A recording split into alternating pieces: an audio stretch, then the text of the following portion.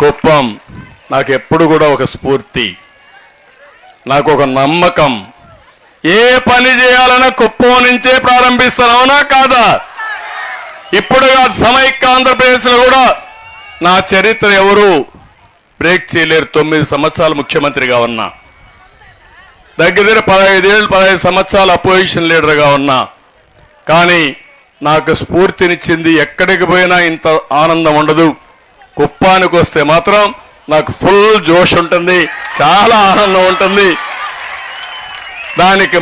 దానికి ఉదాహరణ ఏంటంటే మీ మంచి మనసులు, రెండోది నా మీద ఉండే అభిమానం, నిస్వార్థంగా ఆలోచించే మనస్తత్వం. అందుకే నేను కుప్పానికి వచ్చినప్పుడు ఫుల్గా ఛార్జ్ అయ్యి మళ్ళా వెళ్తాను వేరే ప్రాంతాలకి. అందుకే 7 సార్లు ఎన్నికల్లో గెలిపించారు, 35 ఏళ్ళు అయింది. మళ్ళా రెన్యూవల్కి వచ్చాయి. ఇప్పుడు మళ్ళా గెలిపించమని కోరుకోవడానికి, ఆ గెలిపించే ముందు మీ ఆశీస్సులు తీసుకోవడానికి, ఇక్కడి నుంచి బయటపోవడానికి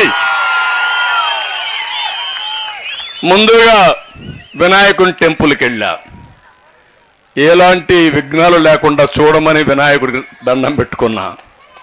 కన్యకా పరమేశ్వరి టెంపుల్కి వెళ్ళా.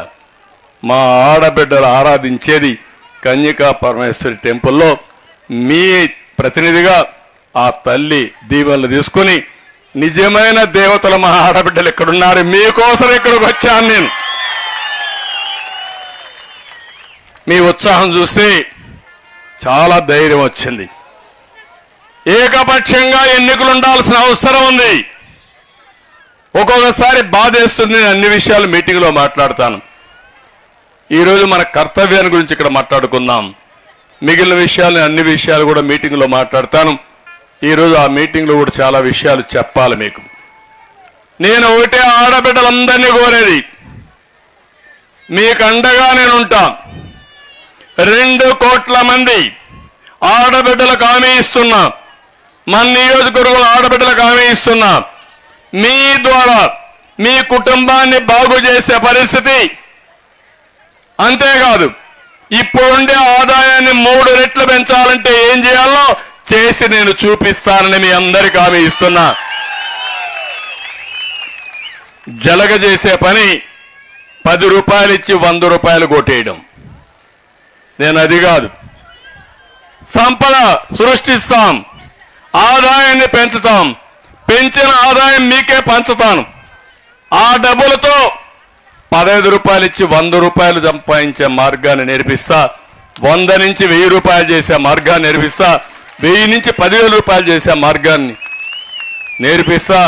ఎప్పటికప్పుడు సంపద సృష్టిస్తూ పేదరికం లేని సమాజాన్ని చేయాలనేది నా జీవిత ఆశయం అని చెప్పి కూడా నేను మీకు తెలియజేస్తున్నా. నేనెక్కడో పుట్ల, చిన్నప్పుడు నేను కూడా ఒక చిన్న గ్రామంలో మీలాంటి తల్లులకే పుట్టా. ఒక మధ్యతరగతి కుటుంబం. మా తల్లికి కూడా చదువు లేదు, మా తండ్రి కూడా రైతే. అక్కడి నుంచి నేను కష్టపడ్డా. ఎన్టీ రామారావు గారు కూడా ఒక సాధారణ కుటుంబమే, మహాత్మా గాంధీ కూడా ఒక సాధారణ కుటుంబమే.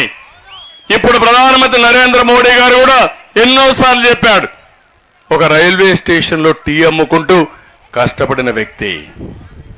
మీలో శక్తి ఉంది, సామర్థ్యం ఉంది, దానికి వెలికి తీసే ఆలోచన రావాలి. అదే ఆలోచన ఒక మహిళ, అసాధారణమైన మహిళగా తయారు చేసే బాధ్యత తెలుగుదేశం పార్టీ నేను తీసుకుంటాను. మిమ్మల్ని ప్రోత్సహిస్తాం, మీ అందరికీ ఎక్కడికక్కడ అండగా ఉంటాం. ఇంకో పక్క మీకు అవసరమైతే ఏదైనా ఇబ్బందులుంటే ఇబ్బందులు పరిష్కారం చేస్తాం. ఇప్పుడే కాన్స్టిట్యున్సీ పార్టీ ప్రెసిడెంట్ చెప్పింది, తెలుగుదేశం వస్తే ఎవ్వరు కూడా ఆడబిడ్డకు ఎక్కడ అన్యాయం చేయాలనో అవమానం చేయాలని ఆలోచిస్తే భయపడతారు. ఒక్క ఉదాహరణ చెప్తున్నా. నేను ముఖ్యమంత్రిగా ఉన్నప్పుడు 2015 ఆ ప్రాంతంలో గురిజాల్లో ఒక చిన్న అమ్మాయి పైన, ముస్లిం బాలిక పైన అత్యాచారం జరిగింది. నాకు సమాచారం వచ్చింది. చాలా సీరియస్ అయ్యాను. నేను ఒకటే చెప్పాను, ఎన్ని టీంలు వేస్తారో వేయండి, 24 గంటల్లో ఎక్కడున్నా పట్టుకోమని ఆదేశాలు ఇచ్చాను. 24 టీంలు వేసి ఎతుకుతా ఉంటే వాడు ఎక్కడ పోవాలన్నా భయపడిపోయి కడాన చెట్టు కూరేసుకొని చచ్చిపోయే పరిస్థితి వచ్చాడు. అంటే నేను ఒకే మాట చెప్పాను ఆ రోజు కూడా, ఎవడైనా నా ఆడబిడ్డల జోలుకొస్తే ఖబర్దార్ జాగ్రత్తగా ఉండండి, అదే లాస్ట్ డే